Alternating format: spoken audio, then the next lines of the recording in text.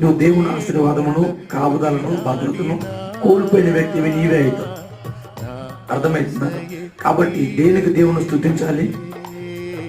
ఒకటి, దేవుడు చేసిన కార్యాలను బట్టి. రెండోది, మన జీవితంలో ఇంకా కార్యాలు చేయాలి కాబట్టి స్తోత్రం చెప్పమన్నప్పుడు పక్క వ్యక్తి కూడా వినబడకుండా లేదా పెదవుల దాటి బయటికి రాకుండా చెప్పమాకండి. మనసారా స్తుతించాలి. నోరారా 1000 నోళ్ళు స్తుతించిన ఆయన రుణాన్ని మనం 1000 నోళ్ళతో ఎందుకులే కానీ 1 నోరు తను స్తుతించగలగాలి. అవునా కాదంటారా? కాబట్టి దేవుని స్తుతించే విషయంలో రాజీ పడమాకండి, సిగ్గుపడమాకండి, భయపడమాకండి. ఎవరైతే దేవుని స్తుతిస్తారో వాళ్ళ స్థితిగతులు ప్రభు మార్చునుగాక. ఆమేన్, ఆమేన్. మంచిది. వాక్యం